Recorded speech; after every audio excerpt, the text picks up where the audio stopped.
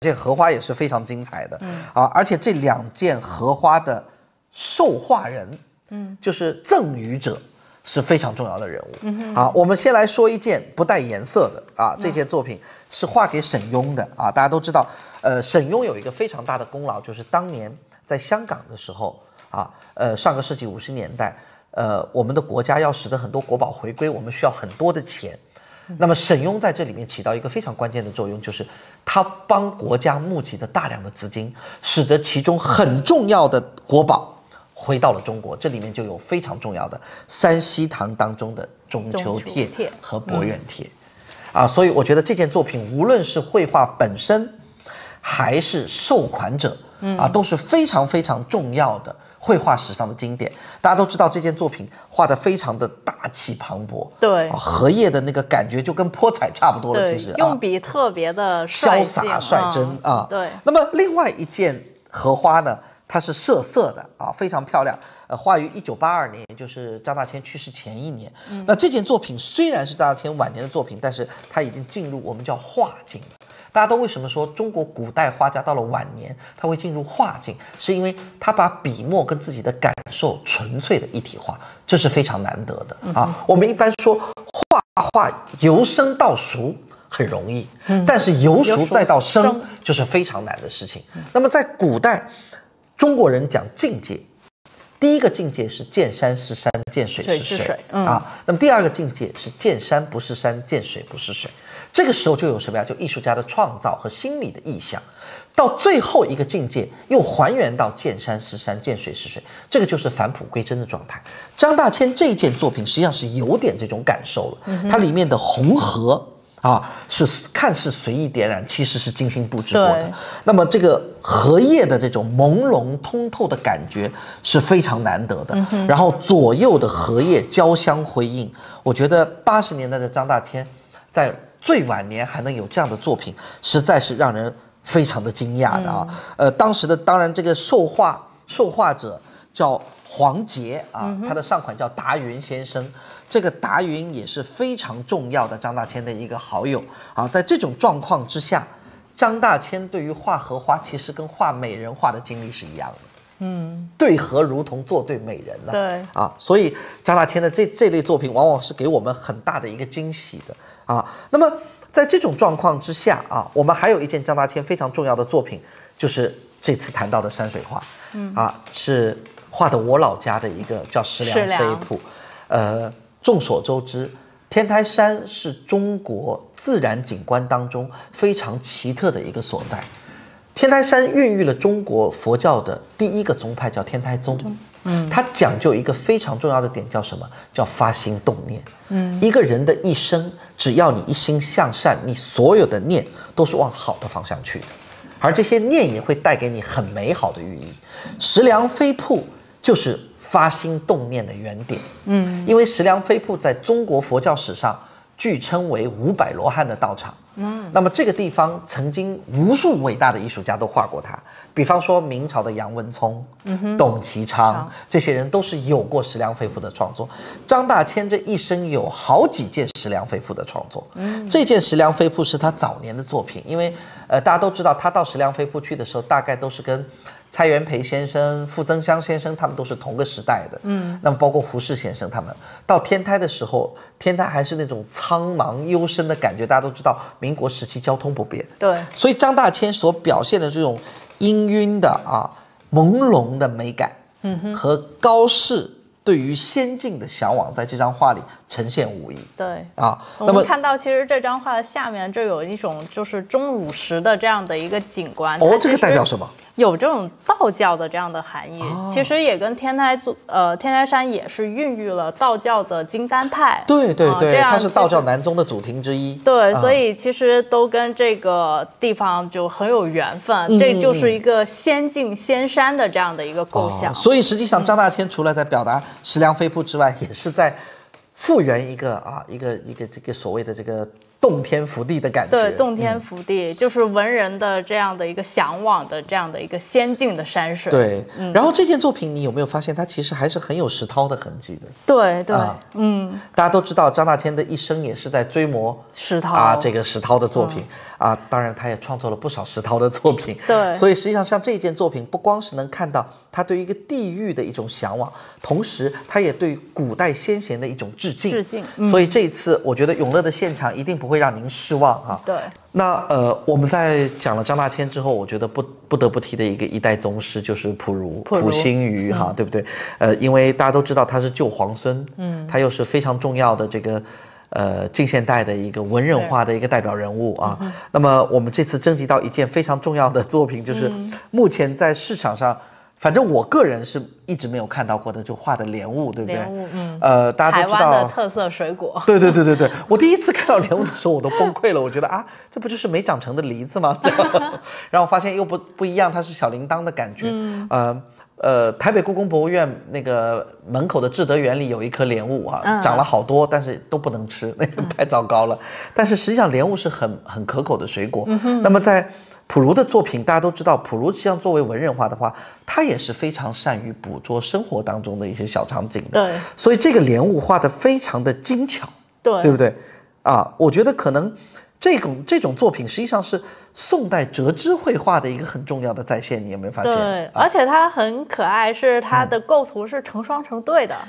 这正好是一对莲雾。对，这个挺逗的这个大藏家如果有什么喜事的话，我觉得这件作品毫无疑问是一个很重要的献礼。是而且大家都知道，溥儒的书法非常的精妙作为皇家的书法家，他在某种意义上来讲，自带一种优雅的贵气。这个是溥儒书法作品里很重要的。那么这次除了这个莲雾之外，我们还有一件作品，就是他的什么呀？寿桃除了成双成对可以送之外，祝寿我们也有东西而且它这个里面呢，这件作品当时也是为了他的一个好朋友的60大寿画的，所以大家都知道寿桃这个桃实千年，这个不管是张大千、齐白石，还是这些有名的文人画家，大家都很喜欢画寿桃。而这个唯独溥儒的寿桃有一种仙气儿。为什么有一种仙气儿呢？就是这个人本身的格调就决定了他对于线条品质的追求是非常极致的大家看他的仙桃的叶子非常的具备那种什么的感觉，空灵的感觉对。然后桃实非常大，坠在枝头，同时它又不掉这个特别让我想到了《西游记》我觉得我真不知道如果整个《西游记》在溥儒先生的笔下会是什么样的一个感觉？他的落款写的是西山义士，因为大家都知道，溥儒的青少年时代是在西山度过的因为他有一个特别不成器的哥哥，把他们家几乎快败完了，所以实在没办法。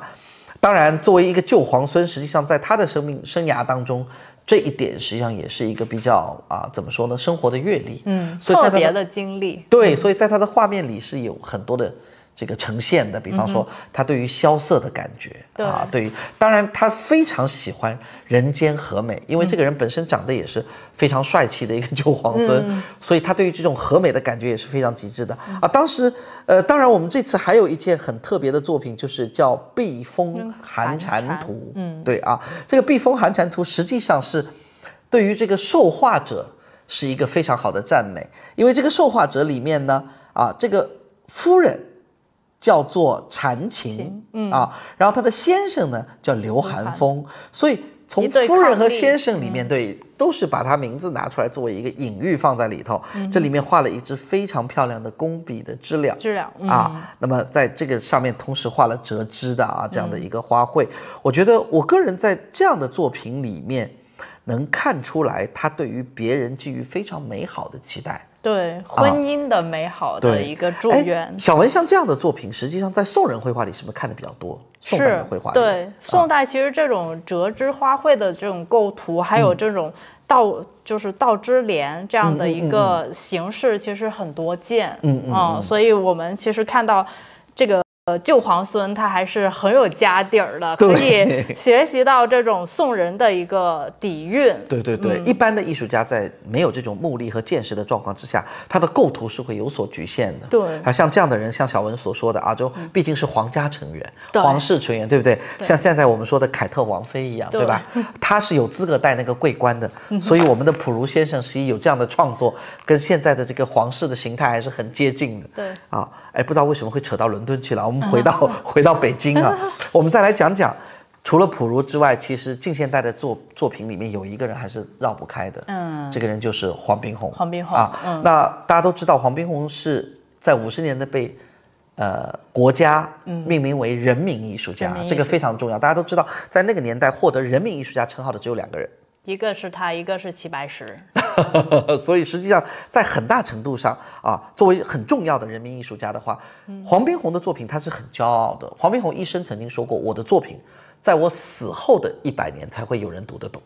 你想有哪个艺术家会骄傲到这种程度？对，就是我的绘画不是你们能看得懂的，你们能理解的。但是黄宾虹对于能认知他和读懂他的伯乐，他又是非常欣赏的。比方说傅雷先生，他对于傅雷先生是非常的有感情的。我们这次征集到的黄宾虹的作品其实还是蛮特别的啊。首先我们看到的第一件作品是黄宾虹在1933年比较早期的一件作品。这件作品是《北碚纪游》，大家知道这是在重庆时期。黄宾虹后来的很多黑乎乎的作品，其实是受他到蜀中旅游这个影响非常大。他把笔墨全部蕴含到他的构图里面。我们说到一点，就是我们一般说到黄宾虹，都说他有白宾虹、黑宾虹2个时代。这个就有点像我们说明朝的这个明末清初有一个龚贤，大家知道金陵八家啊，龚贤也有黑龚贤的感觉。那小文给大家介绍什么叫白宾虹或者黑宾虹。白宾虹、黑宾虹其实是它的一个笔墨的积墨的这种技法的一个运用的一个效果的呈现。其实我觉得，黄宾虹其实在近现代来说是一个很重要的人物，因为他其实是承上启下，他的笔墨，我觉得在近代的这些大家里面，他其实是最过于典雅，而且他就是很古朴，而且他很有。就是前人的那种文人的这个文人气质，对，文人气质。OK，所以黄宾虹的白宾虹的时代，实际上还是他整个修行的前期。对我们说他修行的前期，是因为他一直像在跟古人学习的过程当中。而且黄宾虹有一个特别独特的地方是，他关照的不光是绘画本身，他以绘画来打通学问之间的关联，这里面包括他对文字学、对古物的一个追求，包括他对很多西洋的这些一些文化的关注，我觉得在他的早期绘画里都有呈现。那么到了晚年，他当然就有很大的一个转变啊。那么早年我们这次还有一件作品是他画给罗英公的大家都知道罗英公是当年在北京非常重要的一个剧作家对，也是一个。诗人那大家都知道，罗英公还有一个特别好的朋友叫齐白石因为他们当年有一个雅集在法源寺，如果大家现在去法源寺还能看到那块汉白玉的碑，后面有罗英公的题名，有齐白石的题名，有陈师曾的题名，非常漂亮的一个雅集。那么这件作品呢，是罗英公委托黄宾虹画完以后送给姚玉孚的。大家都知道姚玉孚也是当年的一个大青衣嘛，北京的一个名伶，所以这件作品本身蕴含了很多文人之间的交友，和文人之间的情谊，对，这个很重要那大家都知道罗英公最重要的，他整体的感觉已经变得很通透了，对不对？对包括他有赭石的远峰的一些处理而且他的笔墨很老道了，对，这很老练，所以对他来说。线条才是最重要的，对气息和线条是非常重要的，所以这一次的这一件89岁的作品，我相信也会应该有一个很好的成绩呈现给大家。而且黄宾虹的这个笔墨的韵味，就是很适合远观也可以，细看也可以，这个很像油画。对，就是里面的很多的一个韵味都可以去琢磨，可以去品味。黄宾虹的作品里面还暗藏的乾坤阴阳，所以大家如果有兴趣，可以琢磨琢磨他在里面的这个堪舆学，对不对？对，好，那黄宾虹就为大家介绍到这里那么我们接下来可能要重磅的推出永乐这次非常花了特别大的精力才征集到的被称为东方抽象水墨的三剑客，也被称为三驾马车啊。因为要知道，中国的当代水墨在国际上被认可的，目前只有这3个人，在抽象的领域里面。那么这3个里面最有代表性的，当然非吴冠中莫属，因为他是在本土成长起来，在法国受到熏陶，同时又在整个国际的抽象艺术界得到盛誉的这么一个人物哈。那么大家认识和见过吴冠中先生的人都知道，他蜗居在北京的一个小小的房间里面，据说他画画就是用他吃饭的同一张桌子。我记得有一个藏家朋友跟我说，第一次去他家的时候，都不知道站在他们家客厅里面该坐在哪里，因为老先生的房子是一个很拥挤，对，很拥挤的状态，你无法想象这么伟大的艺术家是住在这么一个破破落落的小房间里面啊。这个跟我当年去拜访罗哲温先生的感觉是一样的。大家都知道罗哲温是非常罗老师一个非常重要的大历史学家啊，大建筑史学家。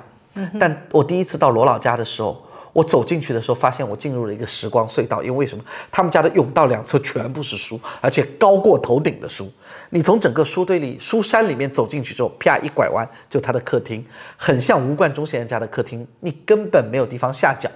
然后最好玩的是，罗老会把书往两边拨一拨，说：“哎，小朋友就坐在那堆书上就可以了。”我相信当年到吴冠中先生家里去的时候的状况也是差不多。哎，那块板翻过来放在就坐在那里就可以了。所以这种感受是什么？就是忽然让你对一个伟大的艺术家有一种很亲近的感觉，懂我的意思吗？就好像哎，你去到邻家老爷爷的家里，所以一个伟大的艺术家，实际上他的情绪跟常人是一样的，只是当你感受到这种情绪跟你相同的时候，他的伟大才能被你感觉得到。我觉得一个艺术家能做到这样的程度，才是非常让人觉得激动的哈。就是说，他并不是高高在上、冷冷酷酷的一个人，他鸟都不鸟你，不是这样的。他也是人间烟火，他也是非常可爱的一个老爷爷，就像当年最初见到启功先生一样，哇，那个感觉根本无法想象啊！抱着一个熊猫的老爷爷，居然是名闻天下的大书法家。那么回到吴冠中先生来讲，吴先生很多的作品，实际上在他的一生当中，都是他自己视若珍宝的。我们都以为一个多产的艺术家不太会重视自己的作品，其实并不是这个样子的。伟大的艺术家对他自己的每一件作品都视如己出，对，像孩子一样去对待他。我们知道吴冠中先生有一件很重要的代表性作品，就是白色的墙，黑色的一道瓦檐，徽派的一个建筑，有一棵树，然后上面有2个小鸟，这个时候，凡是对江南有感觉或者出生在江南的人，你都会感觉到这种烟雨迷蒙的空灵。所以江南人永远都会在做梦的，你知道吗？所以我们管江南叫梦里江南。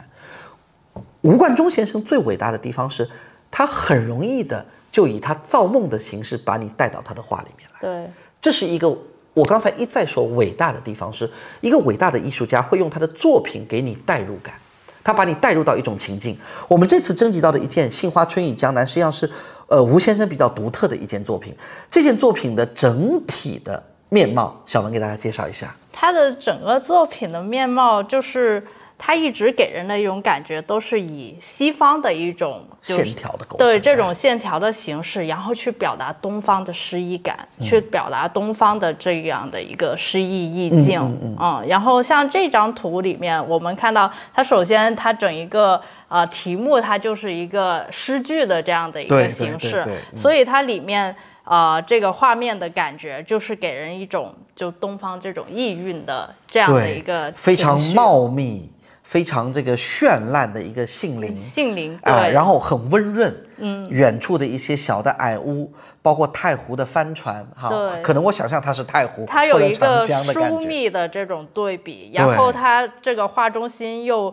就是突然间崇高的有一个山峰，对，上面有一个空灵的亭子，所以突然有一种什么感觉，就是哎，我自己就身在一个杏林当中，然后远望的小山峰和远处的山峦和开阔的水域，对，所以这个时候江南就变得特别的彻底，对，是吧？而且这种感觉是一个很西方的一种就是思维的一个构图，对，因为它有一个像焦点一样的一个亭子，还有山峰在这个，忽然让你有一种错觉，说哦，我从太湖可以到威尼斯，对，所以这种感觉就是中西方的那种重叠了。那么这里面还有一件很重要的叫江南游春，都是江南的庭院，它描绘的是姑苏园林的一种风景，这里面有非常经典的黑色的瓦顶，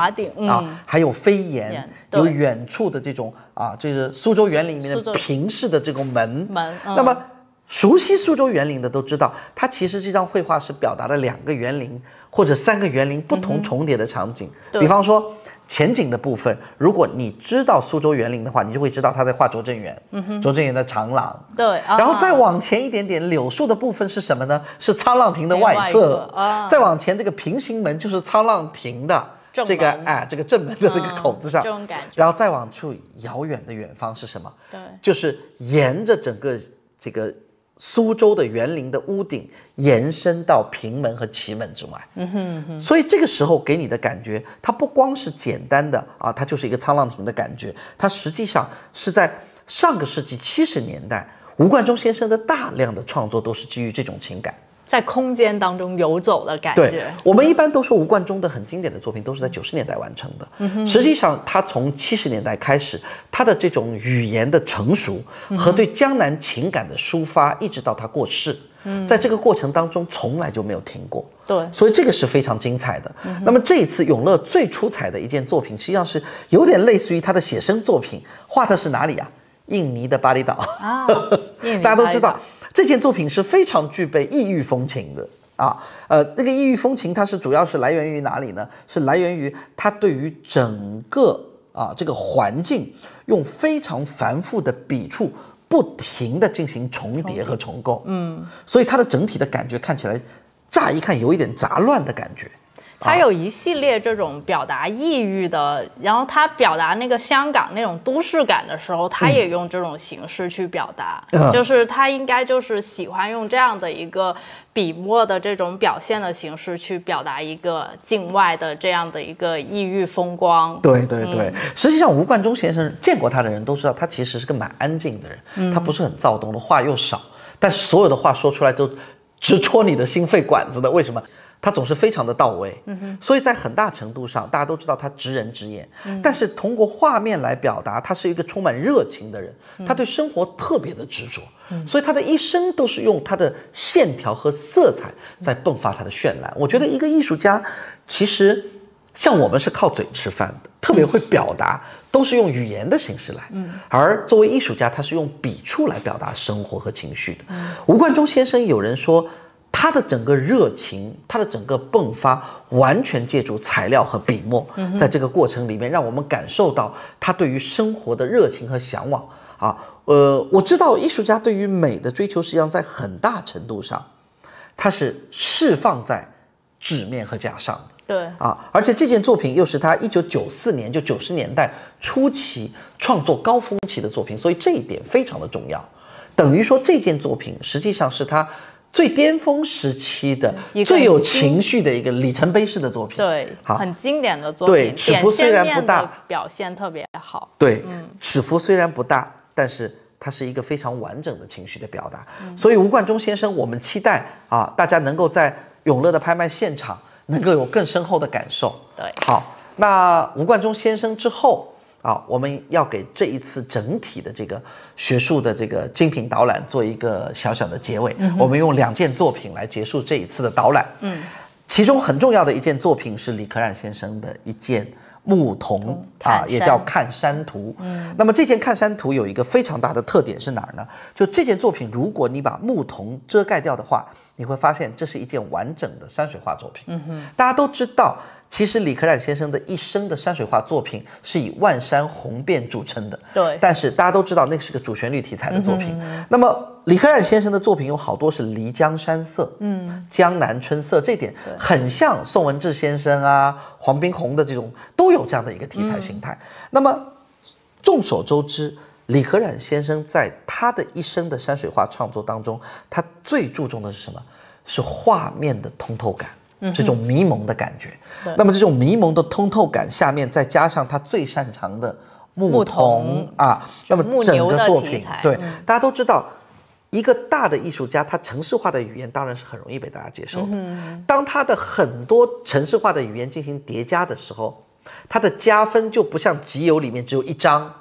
，1张可能100块，对， 10张它就不是1000块了，对不对？对。那么李可染的作品，如果从市场角度来讲，我们是不是可以这么解读？可以。山水本身如果是100万级别的，人物也是100万级别的，重叠在一起就不是1+1大于2。对，就是这样的一个状况。所以呢，在这一点上来讲，我觉得李可染这件作品实际上是带给我们别样的一个惊喜啊，别样的一个惊喜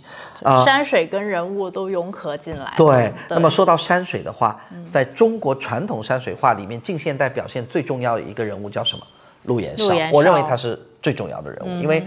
无论他在继承古典绘画的语言和对于当代语言的启发上，他都是一个非常关键的人物，他是个承上启下的人物。现在中国的山水画的很多的影响都受他影响非常之大，而且他南北中都结合了。对。这里面的陆延绍这本人，他其实他整一个画变的感觉，首先他其实有很多就是大山大河的这样的一个表现，其实他是那种继承了一个宋代山水的这样的一个传统。对，这个非常关键。对，而且它的笔墨上面，它其实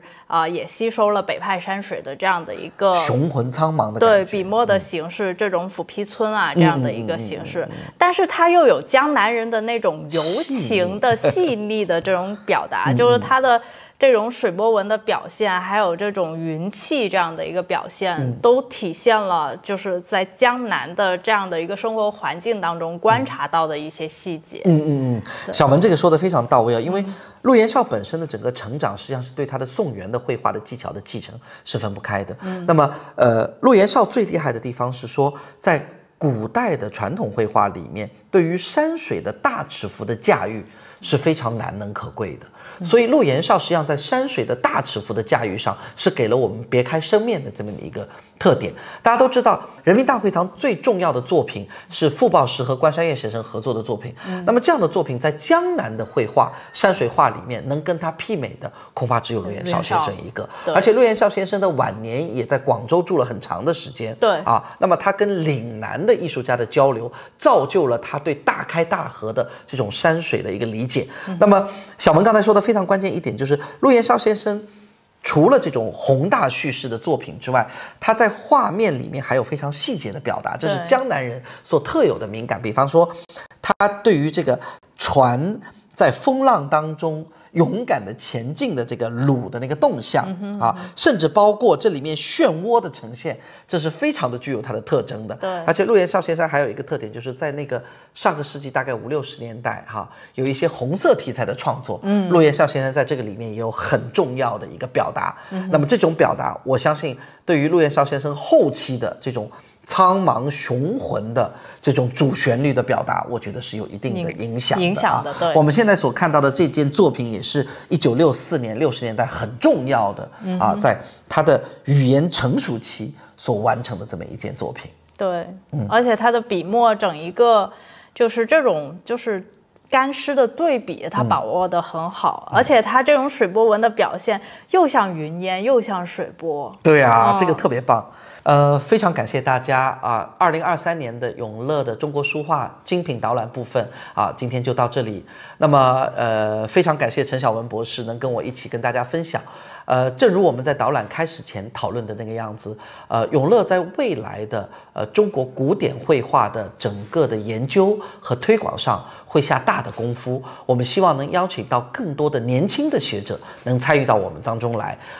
使得我们的中国传统书画在年轻人当中得到广泛的呼应和得到大家的喜爱。非常感谢大家的关注，也再次感谢陈晓文博士参与我们的导览。谢谢大家，那今天就这样了。作品是《太平天国战记》，这个是他很重要的一个这个应该说文学作品。那么这里面就是这件作品本身所涉及的人物代表的历史故事，以及黄宾虹早年的创作，我觉得都是一个非常具有里程碑意义的这样的一件作品。对，那么当然我们有黄宾虹经典时期的作品，也就是说他在89岁的那一年，壬辰年，大家都知道89岁对于黄宾虹是一个关键的年份。对因为他的白内障手术是那一年做的，做好了。那么我小的时候听王伯敏先生讲，因为王伯敏是黄宾虹先生的助理，那王伯敏先生说，黄宾虹先生的晚年实际上他的目力已经几乎都看不见了，他的一只眼睛是全瞎的，看不见的，另外一只眼睛有1200多度，所以等于是他完全是凭靠感觉，下意识，对，靠感觉来画画，对，所以你要知道，一个艺术家的创作最重要的是什么？是他的感觉啊，所以他根本不在乎笔墨是什么样的形态，他只通过那个朦胧的一点光来构造他自己心中的山河，这才是山水画里最重要的那个部分，对不对？那么89岁他的白内障去除之后，他又重新能看到光明，所以他的绘画呢，由当时非常很浓重你刚才所提到的积墨浓郁的这种风格，同时转向清亮，对，转向干净。所以这件89岁的作品，它虽然画的是黄山散花屋，但是